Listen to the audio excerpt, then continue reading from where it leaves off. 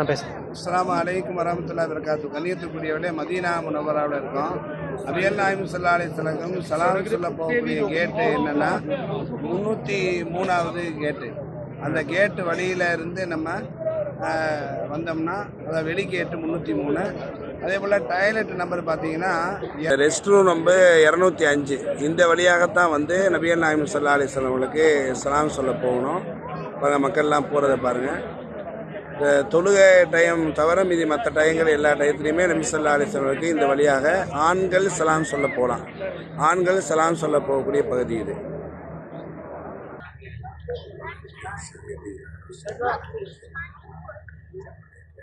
அஸ்ஸலாமு அலைக்கும்.